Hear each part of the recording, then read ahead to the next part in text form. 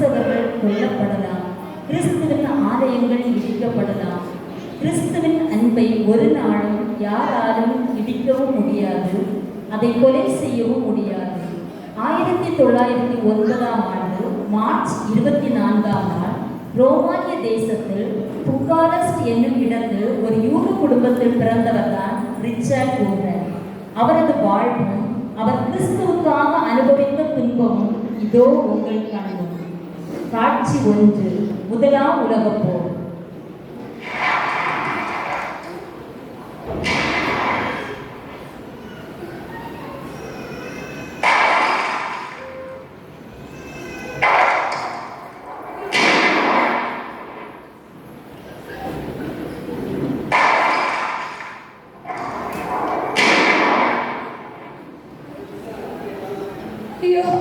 இந்த முதலாம் உலகம் போறால நான் என் அப்பா, என் அம்மா, என் உடன் பிறந்தவங்க எல்லாரும் இழந்து நிற்கிறேன்.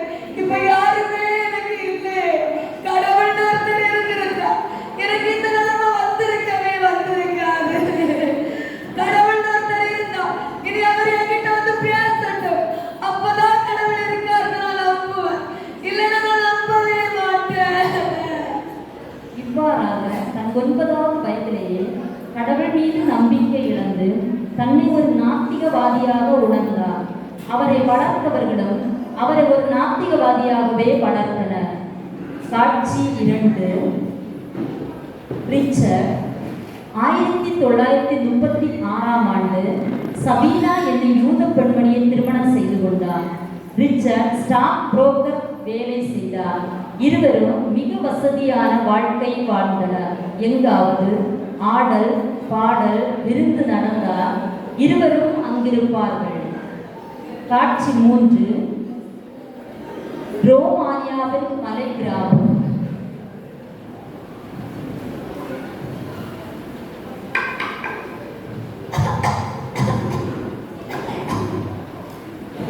என்னங்க எவ்வளோ நேரம் வேலை செஞ்சுட்டு இருப்பீங்க? இந்தாங்க இதை சாப்பிட்டு வேலையை பாருங்க. எனக்கு உங்களை பார்த்தா ரொம்ப கவலையா இருக்கு. உங்க வர வர உங்கள் உடல்நலம் ரொம்ப மோசமாகிட்டே இருக்கு. எனக்கு இதெல்லாம் நினைச்சு கவலையே இல்லை. எனக்கு ஒரே ஒரு ஆசைதான், என் வாழ்க்கை ஓட்டத்தை நான் முடிக்கிறதுக்கு முன்னாடி ஒரு யூதனை சந்திச்சு அவனுக்கு ஏசப்பா வச்சு அறிவிக்கணும். அதுதான் என் மிகப்பெரிய ஆசை. என்னங்க நாம ரோமானியால ஒரு மலை கிராமத்துல இருக்கோம். நம்மளை சுத்தி ஒரு யூதனை இருக்க வாய்ப்பில்லை. இந்த வயசான காலத்துல நீங்க எப்படி ஒரு யூதனை தேடி ஏசப்பாவோட சுவிசேஷத்தை சொல்லுவீங்க? எனக்கு ஏசப்பா மேல நம்பிக்கை இருக்கு. கண்டிப்பா அவர் இதற்கான வாய்ப்பை எனக்கு ஏற்படுத்தி தருவாரு. ஜெபம். ஏசப்பா, நான் எப்போதும் உங்ககிட்ட கேட்கிற மாதிரி கேட்கிறப்பா. என்னோட வாழ்க்கை ஓட்டத்தை நான் முடிக்கிறதுக்கு முன்னாடி ஒரு யூதனை சந்திச்சு அவனோட பிள்ளையா மாறணும். ஏசப்பா எனக்கு உதவி செய்யுங்கப்பா, உதவி செய்யுங்க. காட்சி 4, ரிச்சர்ட் காச நோயால் பாதிக்கப்படுதல்.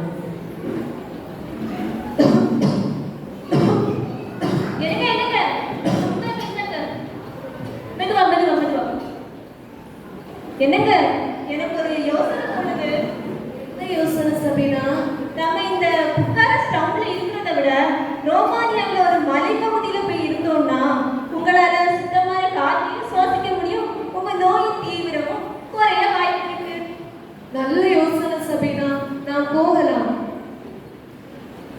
காட்சி 5, ரிச்சர்டும் சபீனாவும் ரோமானியாவில் உள்ள மலை கிராமத்தை வந்தடைகிறார்கள்.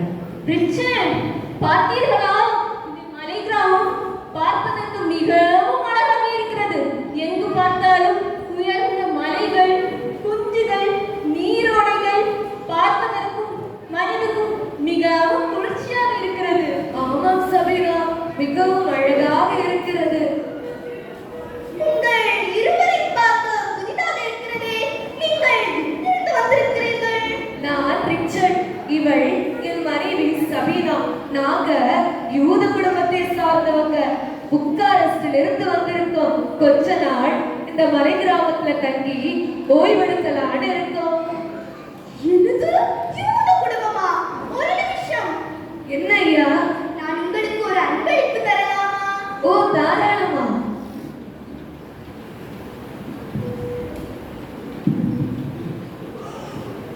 வெற்றி ஐயா. இயேசுப்பா, என்னோட வாழ்நாள்ல ஒரு யூதரை சந்திச்சு அவனுக்கு உடைய வேதத்தை கொடுக்க கிருபை தந்தீங்க அப்பா. உங்க நன்றி அப்பா, நன்றி. காட்சி 6. சபீனா, இதோ அந்த பெரியவர் கொடுத்த அன்பளிப்பு. இதை வச்சு நாம என்ன பண்ண? இது எதுக்கு நமக்கு? நம்ம வீட்டுல எவ்வளவு புத்தகம் இருக்கு, அதுல இதுவும் ஒரு புத்தகமா இருக்கட்டும். நமக்கு பொழுது போகாம இருக்கும்போது இதையும் எடுத்து வாசிச்சுக்கலாம். சரிங்க.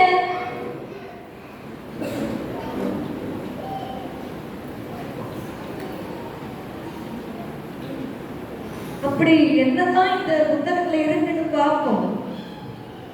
ரிச்சர்ட் யோவான் எழுதின சுவிசேஷத்தை படிக்க படிக்க இயேசுவின் அன்பு அவரை வியப்பில் ஆழ்த்தியது. இயேசுவை தனது சொந்த இரட்சகராக ஏற்றுக்கொண்டார். தனது மனைவியாகிய சபீனாவும் இயேசுவின் அன்பை எடுத்துரைத்து இருவரும் இணைந்து கிறிஸ்துவின் அன்பை மற்றவர்களுக்கு பகிரத் தொடங்கினர். தன்னை ஆங்கிலிக்கன் மினிஸ்ட்ரியில் இணைத்து கொண்டு சுவிசேஷத்திற்கான வழிகாட்டுதலையும் பயிற்சியையும் பெறுகின்றார். இக்காலத்தில் போரை பற்றின பயமும் திகிலும் ரோமானிய மக்களிடையே பரவியது. அச்சூழலில் இவர்களது இயேசுவை பற்றிய சுவிசேஷமும் மக்களுக்கு ஆறுதலாக இருந்தது. காட்சி 7.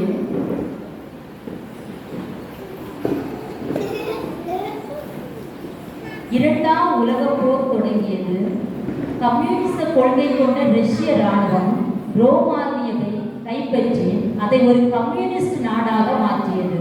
ஆனாலும் ரிச்சர்ட் மற்றும் அவரது மனைவியும் ஊழியத்தில் எவ்வித சோர்வுமின்றி தங்கள் ஊழியத்தை தொடர்ந்து கொண்டே இருந்தார்கள். ஒருமுறை ரிச்சர்டும் அவரது மனைவியும் மதங்களுக்கான கட்டமைப்பு மாநாட்டில் கலந்து கொண்டனர். நம்முடைய நாட்டில் கம்யூனிச தலைவர்கள் நாம் அநேக நன்மைகளை பெற்றுக் கொண்டிருக்கிறோம். நம்முடைய நாடு முன்னேற்ற பாதையில் செல்வதை நம்மால் உணர முடிகிறது. இதை யாரால் மறைக்கவும் முடியாது, மறக்கவும் முடியாது. என்னங்க, அவங்கள பாத்தீங்களா? எப்படி வாய் கூசாம அந்த கம்யூனிசத்தை புகழ்ந்து பேசிக்கிட்டு இருக்காங்க. இதெல்லாம் பார்த்துட்டு உங்களால எப்படி சும்மா இருக்க முடியுது? கொஞ்சம் நீங்குங்க. எப்படி இப்படி வாய் கூசாம போய் பேசிட்டு இருக்கீங்க? இந்த கம்யூனிசம் நம்ம திருச்சபையில் செயல்பட விடாம பண்ணது மட்டுமில்லாம நம்ம சகோதரர்கள் ரத்தத்தை உறிஞ்சு குடிக்குது. ஒட்டு மொத்தமா சொல்ல போனா இந்த கம்யூனிசம் ஒரு தீய சக்தி. என்ன சொல்ற? போட.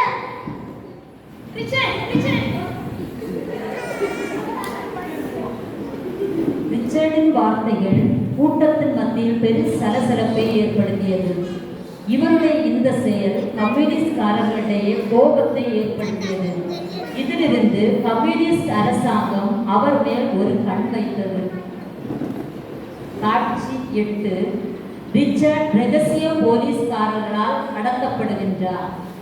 சபீனா, நான் பக்கத்தில் இருக்கிற ஆலயத்திற்கு சென்று விட்டு வருகிறேன். சரிங்க, பார்த்து சென்று வாருங்கள்.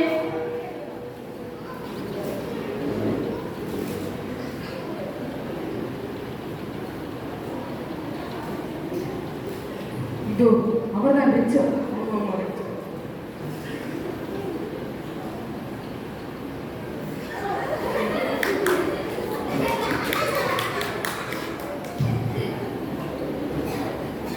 என்ன ஆலயத்துக்கு சென்று வருகிறேன் என்று சொல்லிட்டு போனவர் இன்னும் காணல?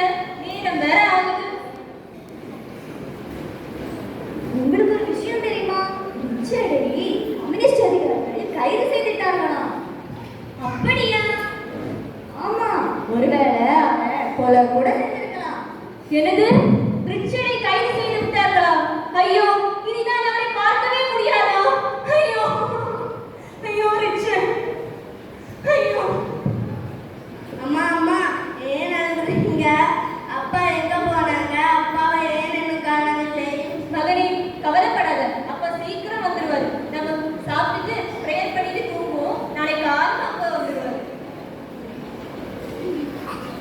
காட்சி 9. சிறைச்சாலையில் ரிச்சர்ட்.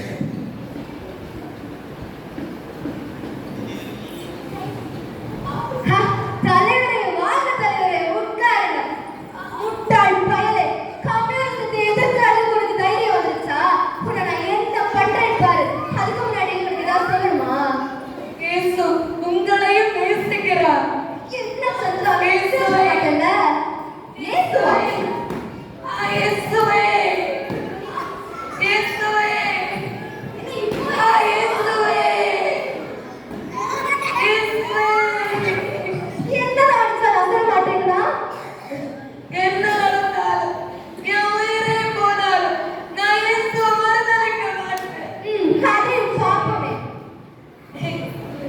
ஒரு இருட்டறையில் காலை 5 மணி முதல் இரவு 10 மணி வரை பல நாட்கள் கம்யூனிசம் நல்லது என்ற சத்தம் ஒரு ஒலிபெருக்கியின் மூலமாய் அவருக்கு தொடர்ந்து கேட்டுக்கொண்டே இருந்தது. அதனால் அவருடைய மனநிலை பாதிக்கப்படும் என்று எண்ணினார்கள். கண்களை மூடக்கூட அவருக்கு அனுமதி கொடுக்கப்படவில்லை. தலை சாய்க்க இடமும் இல்லை. அசையாமல் ஒரே இடத்திலே அவரை உட்கார வைத்தனர். 3 மாதத்தில் 40 கிலோ குறைந்து விட்டார். சாப்பாடு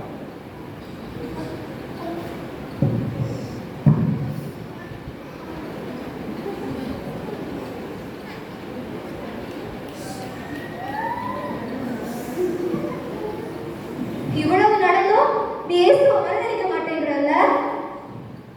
டேய், அங்க கொண்டு வாங்கடா. டேய், நல்லா பாரு அவன் மகனை.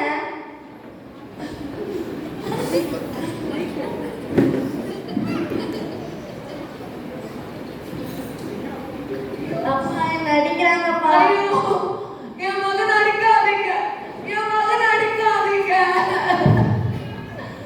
ஐயோ இயேசுவே, ஐயோ. டேய், இப்பவாது நம்புறியா? இயேசுன்னு ஒரு தெய்வமே கிடையாது. கம்யூனிஸ்ட் தான் எல்லாமே. இனிமேல் நாங்க தான் எல்லாத்தையும் ஆட்டி படைக்க போறோம். இயேசுவே, பரமண்டலங்களில் இருக்க எங்கள் பிதாவே, உம்முடைய நாமம் இயேசுவே, நான் உம்மை நேசிக்கிறேன்ப்பா.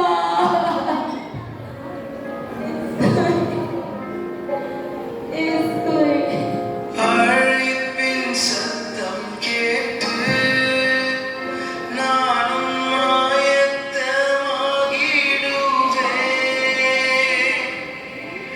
அழைப்பின் சத்தம் கேட்டு நானும் ஆயத்தமாகிடுவேன்.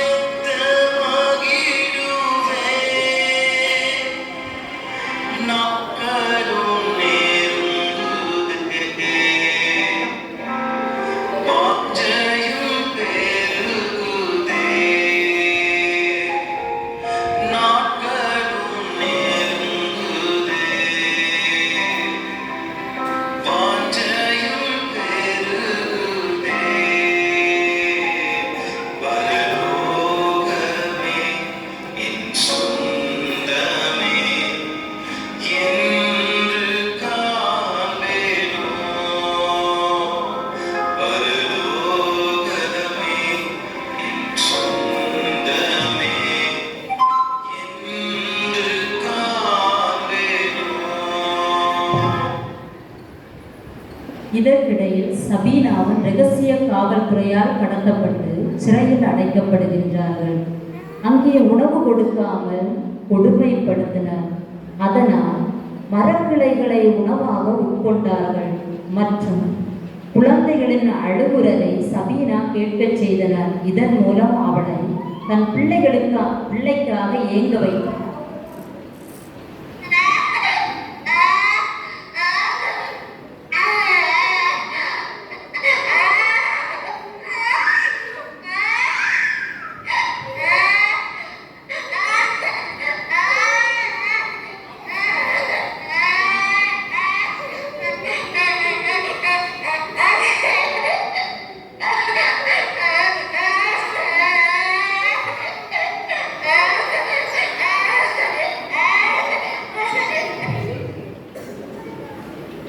ஏய், இப்ப கூட ஒண்ணும் திருப்தி போகல.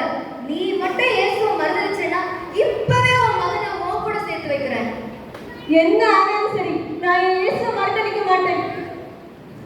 என்னடா இவங்க என்ன பண்ணாலும் மனம் மாறவே மாட்டேங்கிறாங்க. சபீனா 3 ஆண்டுகளுக்கு பின் சிறையிலிருந்து விடுவிக்கப்பட்டார்கள். ரிச்சர்ட் 8.5 ஆண்டுகளுக்கு பிறகு சிறையிலிருந்து விடுதலையானார். சித்திரவதை, அடி, உதை, தனிமை, சிறைவாசம் எதுவும் அதிகாரிகள் எதிர்பார்த்த பலன் கொடுக்கவில்லை. அவர்கள் அவரை விடுதலை செய்தார்கள். இப்போ நீ சுதந்திரமா வெளியே போற. ஆனா வெளியே போனதுக்கு அப்புறம் பிரசங்கிக்க கூடாது. எல்லா இடத்துலயும் காடிங்க இருக்காங்க. அப்படி நீ பிரசங்கிச்சேன்னா உன்னை மறுபடியும் கைது பண்ணி ஜெயில அடைச்சிருவோம். பார்த்துக்கோ. ஆண்டுகளுக்கு பிறகு தன் மனைவி சபீனா மற்றும் மகனோடு சேர்ந்தார். ரிச்சர்ட் அவர்கள் நிபந்தனையை மீறி தன் உயிருக்கு ஆபத்து என அறிந்தும் கூட கிறிஸ்துவின் சுவிசேஷத்தை அறிவிப்பதை நிறுத்தவில்லை. அதனால் மீண்டும் கைது செய்யப்பட்டு 5½ ஆண்டுகள் சிறையில் இருந்தார். பின்னர் அரசியல் மாற்றம் மற்றும் கடவுளின் கிருபையால் விடுதலையாக்கப்பட்டு நார்வே சென்று தன்னுடைய 91வது வயதில் மரணமடைந்தார்கள். அன்புக்குரியவர்களே, ரிச்சர்ட் உம்ரட் அவர்கள் ஆண்டவராகிய இயேசு கிறிஸ்துவுக்காக தம்மையே அர்ப்பணித்து அவர் மேல் வைத்த அன்பின் மிகுதியால் பல துன்பங்களை அனுபவித்து இவ்வுலக ஓட்டத்தை முடித்தார்கள். இன்னும் எத்தனையோ மிஷனரிகள் ஆண்டவர் மேல் வைத்த அன்பினால் இரத்த சாட்சியாக மரித்தார்கள். தங்கள் சொந்த நாட்டினை விட்டு விட்டார்கள், அடிக்கப்பட்டார்கள், உடைக்கப்பட்டார்கள். ஏன் இன்றும் வட இந்திய மாநிலங்கள் எத்தனையோ தேவனுடைய பிள்ளைகள் இயேசு கிறிஸ்துவுக்காக பல துன்பங்களை அனுபவித்துக் கொண்டும் இரத்த சாட்சியாக மரித்து கொண்டு இருக்கிறார்களே. ஆனால் இன்று நம்முடைய நிலை எவ்வாறு காணப்படுகிறது? இயேசு கிறிஸ்துவிடமிருந்து ஆசீர்வாதங்களையும் செல்வங்களையும் ஐஸ்வர்யங்களையும் பெற்றுக்கொள்ள வேண்டும் என்று கர்த்தரை தேடுகிறோம். அது கிடைக்கவில்லை என்றால் நாம் சொல்லுவது இயேசு கிறிஸ்துவை பற்றி கொண்டு வாழ்கிறேன், ஏன் எனக்கு துன்பம், ஏன் எனக்கு கஷ்டம் என்று அங்கலாய்க்கிறோம். ஆண்டவருக்காக நாம் செய்யும் தியாகங்கள் தான் என்ன, அர்ப்பணம் தான் என்ன? இன்றே ஆண்டவர் கரங்களில் நம்மை அர்ப்பணம் செய்வோம். கிறிஸ்துவின் நிமித்தம் வரும் துன்பங்களை சகித்துக் கொள்வோம். எத்தனை துன்பங்கள் வாழ்வில் வந்தாலும் ஆண்டவராகிய இயேசு கிறிஸ்துவுக்காய் இறுதி மூச்சு வரை வாழ்வேன் என பிரதிஜ்ஞை செய்து கொள்வோம். இறையரசனை நாம் சொந்தமாக்கிக் கொள்வோம். நன்றி.